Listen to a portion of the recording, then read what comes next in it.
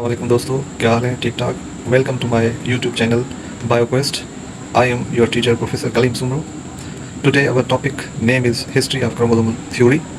जैसा कि पहले भी हम जो है क्रोमोसोमल थ्योरी के बारे में हमारा प्रीवियस जो लेक्चर था उसमें भी कुछ पढ़ के आए हैं। ये इसका जो है वो पार्ट 2 होगा। ठीक है, पार्ट 1 पढ़ के आए हैं, ये जो होगा क्या होगा, पार्ट 2 होगा। तो इसमें सबसे पहले हिस्ट्री को जानने के लिए हम देखेंगे कि इसमें जो साइंटिस्ट का नाम आता है, पहले पहले वाल्टर फ्लेमिंग। वाल्टर फ्लेमिंग 1882 में इसने क्या किया, डिस्कवर किया किसको? क्रोमोसोम को। क्रोमोसोम को डिस्कवर किया। किसके अंदर डिस्कवर किया वो आपको पता है, हमने पढ़ा है। क्रोमोसोम को डिस्कवर किया किसमें?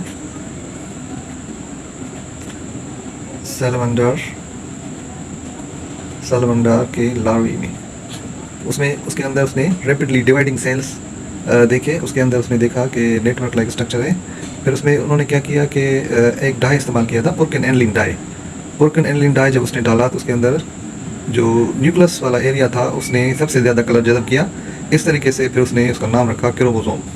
Actually chromosome is not a colour body, but chromosome जो है इसको बोलते हैं कि क्रोमोसोम जो है वो स्टेनेबल बॉडी है, कि ये जो कलर यानी जज़ब करने वाली बॉडी, स्टेनेबल बॉडी। ठीक है, तो जब इसने डिस्कवर किया क्रोमोसोम को, तो क्रोमोसोम को डिस्कवर करने के बाद हम साइंटिस्ट ये कहते हैं, हिस्ट्री वाले, कि यही पहला शख्स था जिसने क्या किया, फाउंडेशन। इसने क्या किया? फाउंडेशन, बुनियाद रखी। किसकी बुनियाद रखी? फाउंडेशन ऑफ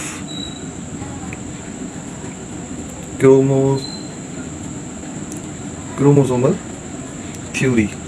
क्योंकि क्रोमोसोम डिस्कवर होगा तो उसके बाद ही आगे जो है उसकी मज़ीद जो है वो यानी स्टडी चलेगी। तो इस तरीके से इसको बोलते हैं कि वाल्टर फ्लेमिंग जो है फाउंडेशन ऑफ क्रोमोसोमल थ्योरी आप किसने की, तो हम क्या कहेंगे, वाल्टर फ्लेमिंग ने। तो ये जो है पहला साइंटिस्ट था जिसने क्रोमोसोम के बारे में बताया।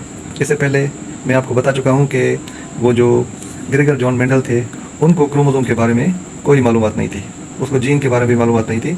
उसने जो क्रॉसिंग करवाया, जो करेक्टर उसको मिले, उनको उसने नाम दिया अपना, क्या नाम दिया? नाम दिया फैक्टर का या एलिमेंट का। तो उसके बाद सेकंड नंबर पे जो साइंटिस्ट आते हैं वो साइंटिस्ट हैं, वह सेकंड नंबर पे साइंटिस्ट हैं वो है Walter Sutton. Walter Sutton scientist हैं। और थर्ड नंबर पे एक और साइंटिस्ट हैं, थियोडर बोवेरी। ये साइंटिस्ट है वाल्टर सटन जो है और थियोडर बोवेरी, दोनों ने क्या किया, इन्होंने किया ऑब्जर्व्ड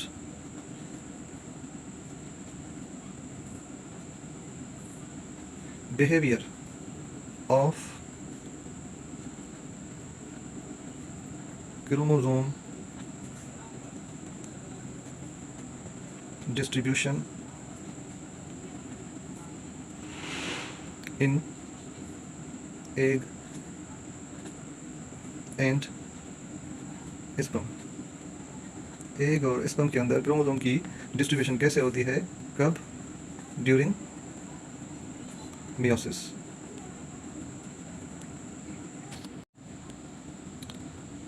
अब यहाँ पे ये दोनों साइंटिस्ट जो हैं, ऊपर वाली जो बात हमने कही कि observe behaviour of chromosome distribution in egg and sperm during meiosis, उसके बाद इन दोनों साइंटिस्ट ने जो इंडिपेंडेंटली काम किया, इसने वाल्टर सटन ने काम किया किस पे? ग्रास हुपर पे। और थियोडर बोवेरी ने जो काम किया वो काम किया सी अर्चिन, एक मेरीन एनिमल है, एकिनोडर्मेटा फाइलम से इसका ताल्लुक है। इन दोनों पे इन्होंने इंडिपेंडेंटली काम किया। तो काम करने के बाद इन्होंने कहा कि जो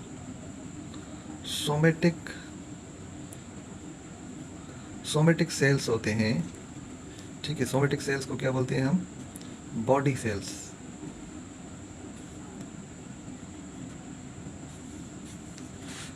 बॉडी सेल्स जो होते हैं सोमेटिक सेल्स, उनमें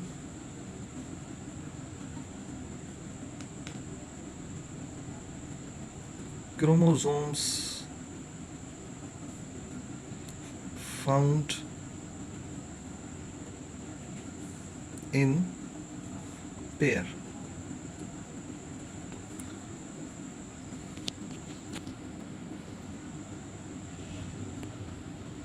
उसमें जो है वो क्रोमोसोम पेयर की सूरत में होते हैं, ठीक है। उसके बाद जबकि जो दूसरे सेल्स होते हैं उनको हम कहते हैं सेक्स सेल्स, ठीक है। सेक्स सेल्स कौन से होते हैं? Egg and sperm. Egg and sperm are sex cells. तो सेक्स सेल्स के अंदर क्रोमोसोम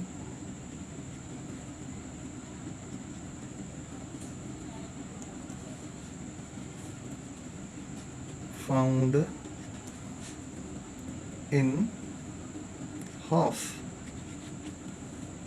are reduced, इसके अंदर यानी हाफ फॉर्म में मौजूद होते हैं, ये उन्होंने कहा। They concluded that segregation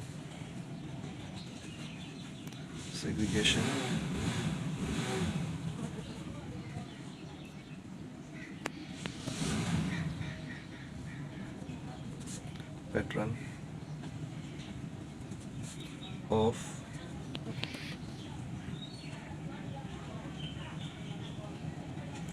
chromosomes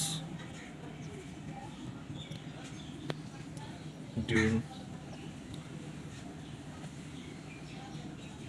meiosis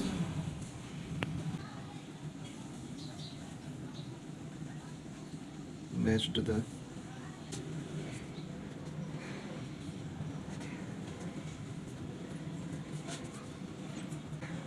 pattern of Mendel's factors। असल में बुक में लिखा हुआ है कि जीन्स, लेकिन मेंडल को जीन्स का पता नहीं था, तो इस तरीके से यहाँ पे हम फैक्टर्स लिखेंगे तो ये ज़्यादा बेहतर रहेगा। In 1890, Karl Lorenz, German scientist,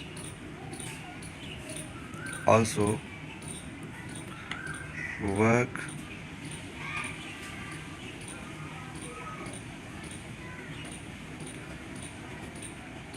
independently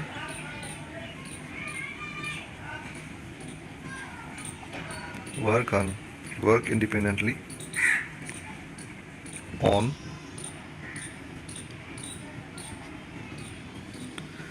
separate organism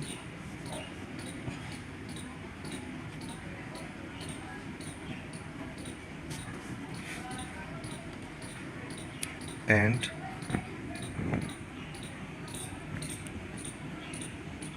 verified or rediscovered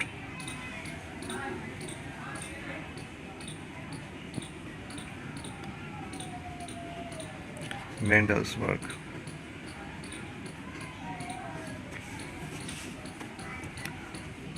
तो इसमें भी जो है कार्ल लोरेंज ने भी इंडिपेंडेंटली जो है काम किया।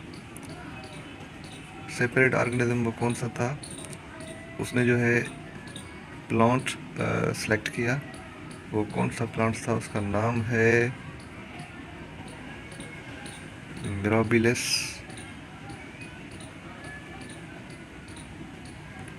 जलाबा। मिराबिलिस जलाबा, इसको 4 o'clock प्लांट भी कहा जाता है। 4 o'clock क्योंकि ये शाम को 4 बजे जो है वो फ्लावर जो है वो ओपन होता है। तो इस तरीके से इस प्लांट पे काम किया और फिर and published his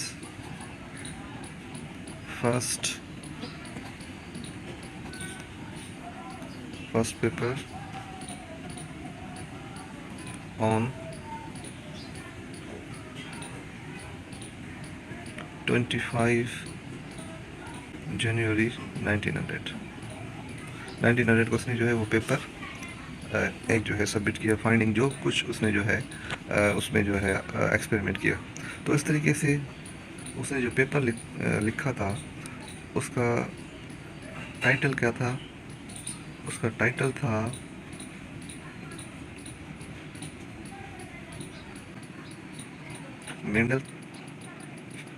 Mendel's law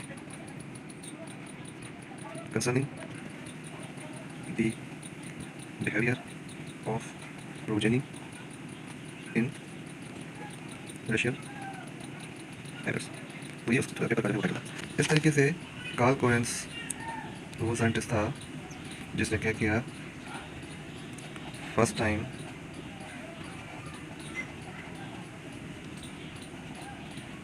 developed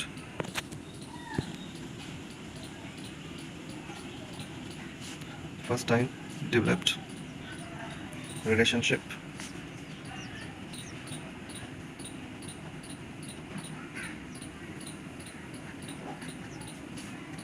किसने रिलेशनशिप डेवलप किया बिटवीन